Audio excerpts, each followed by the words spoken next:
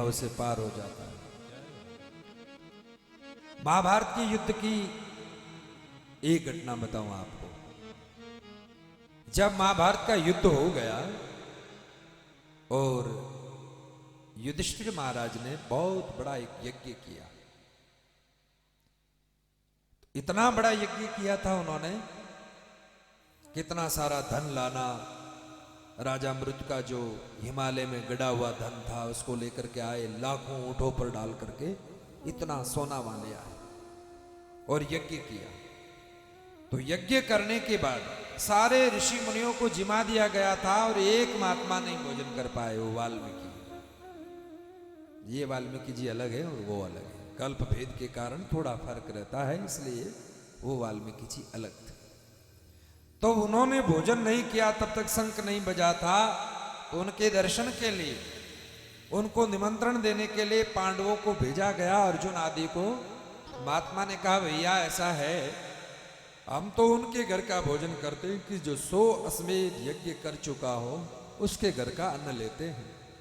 पांडव पुत्र अर्जुन ने कहा महाराज अभी तो हमने एक यज्ञ आरंभ किया और ये भी अधूरा पड़ा है, 100 यज्ञ कब हो, कब आप हमारे घर पधारो। तब का फिर नहीं चलूं, लौट करके आ गए। भीम को भेजा गया, सहदेव नकुल को भेजा, लेकिन महात्मा ने वही बात कही। आखिरी बात इस द्रौपदी को पता लगती है और द्रौपदी जी कहती है, बोले मैं जाऊं आपकी आज्ञा हो तो, बोले जाओ। और द्रौपदी जाती है, जाकर के महात्मा को निवेदन करती, महाराज आप हमारे भवन को पधारे और आप प्रसाद पावे। महात्मा ने कहा कि हे महारानी, हम तो उनके घर का प्रसाद पाते हैं जिन्होंने 100 अश्वमेध यज्ञ किया है। बोले अभी भी महाराज हमारा अधूरा पड़ा है यज्ञ तो, लेकिन हमने सुना है। क्या सुना? संत मिलन को चालिए तज माया मोह अभिमान, ज्यों ज्यों पैंड सामा धरे त्यों त्यों यज्ञ समान। एक एक पैंड जो महात्मा के दर्शन के लिए जाते हैं तो यज्ञ के समान होता है।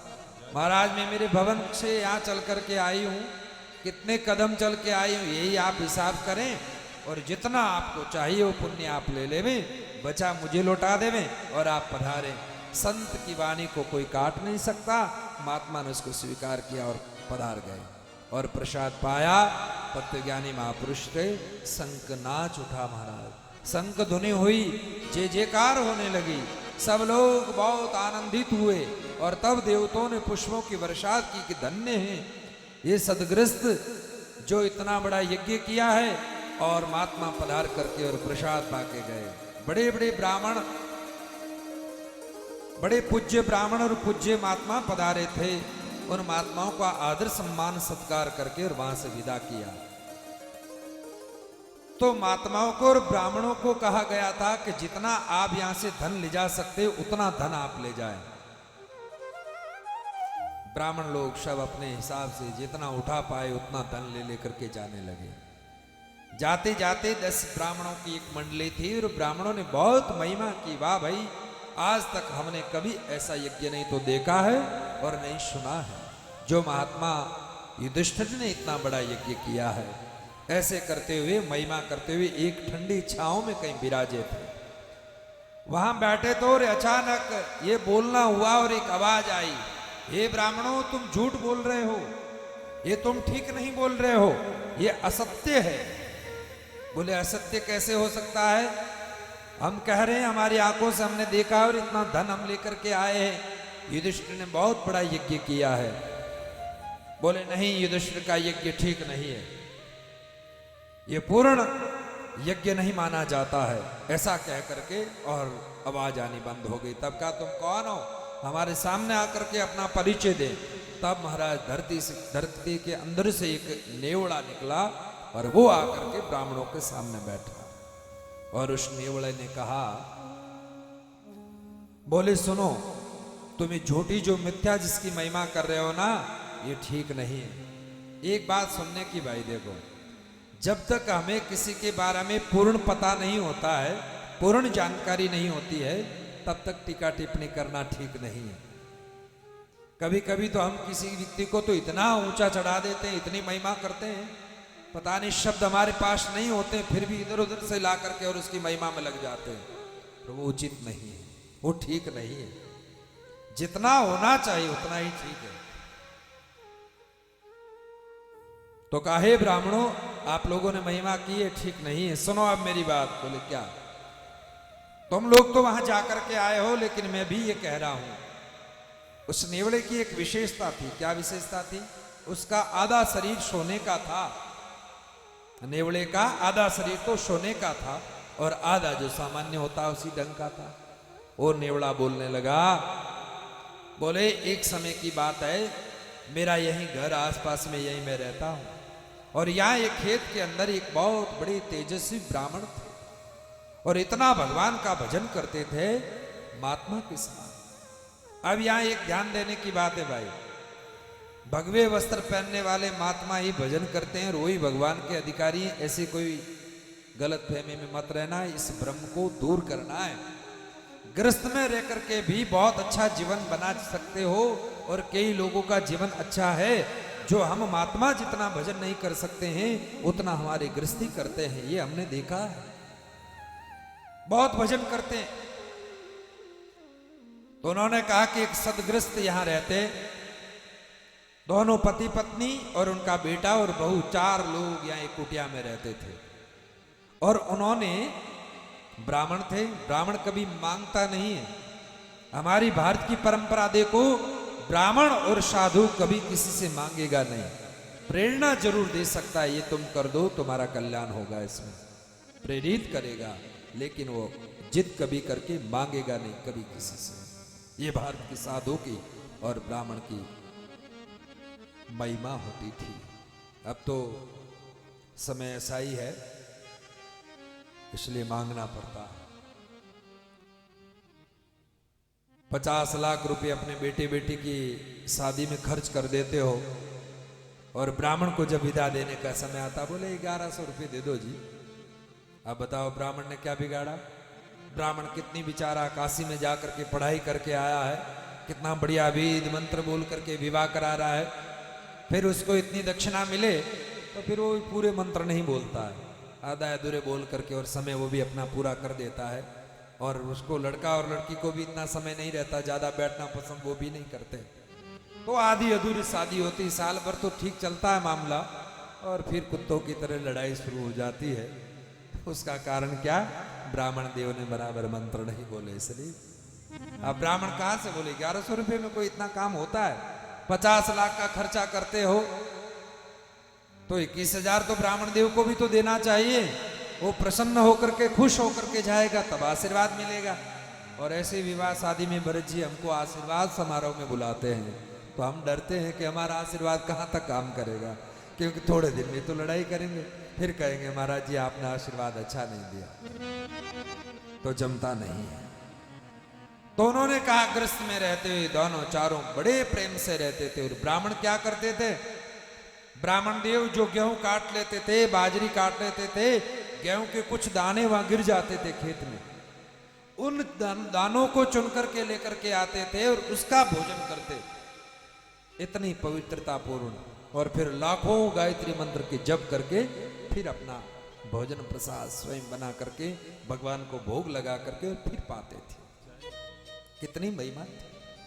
तो उन गेहूं के दानों को चुन चुन करके ले आए ब्राह्मण देव और उनका एक सतु बनाया। सतु बना करके, और नेवला कथा सुना रहा ब्राह्मणों को हो, तो सतु का बढ़िया बना करके और रखा ही था, और उसके 4 भाग किए उन्होंने, 2 बेटे और बहू के लिए और दोनों पति पत्नी के लिए 4 भाग करके भगवान को भोग लगा करके बैठे ही थे। अब पाने वाले इतने में एक महात्मा पधार गए। भिक्षाम देही, आवाज आई दूर से, और तब का रुको रुको महात्मा पधारे। सदगृहस्थ को हमेशा चाहिए कि पहले कभी एक अतिथि को, किसी को भोजन करवा करके फिर भोजन करना चाहिए। हमारे महात्मा कहते हैं कि भाई एकादशी का व्रत करते हो ना, तो 10वीं के दिन एक समय भोजन करना चाहिए। एकादशी को भोजन करना ही नहीं। जल पर रह सको तो बहुत बढ़िया, और जल पर नहीं रह सको तो थोड़ा अल्पाहार कुछ ले लेना चाहिए, कोई बात नहीं, पर कम लेना, ज्यादा नहीं लेना चाहिए। और फिर द्वादशी के दिन एक समय भोजन करना चाहिए और एक समय जिस समय पालना खोले उस समय किसी एक व्यक्ति को भोजन कराना चाहिए। ब्राह्मण को करवाए तो बहुत बढ़िया बात, और कोई गरीब को करवा दे तो बढ़िया बात, किसी को भी एक को भोजन करवा करके फिर भोजन करना चाहिए। कई लोगों का तो ऐसा नियम है, पहले किसी अतिथि को किसी व्यक्ति को भोजन करवा करके फिर प्रसाद पाते हैं। कई ऐसे परिवार आपको मिल जाएंगे, बड़ी पवित्रता पूर्ण करवाते हैं। और एक बात विशेष ध्यान रखने की, भाई ज्यादा पवित्रता का ध्यान रखो। पवित्रता जिस घर में रहती है उस घर में साधु आवे तो, ब्राह्मण आवे तो पुण्य मिलता है। अपवित्रता पूर्ण यदि प्रसाद पवा दोगे तो आपका तो पुण्य जाएगा, महात्मा का भी जाएगा। इसलिए बहुत पवित्रता का ध्यान रखो।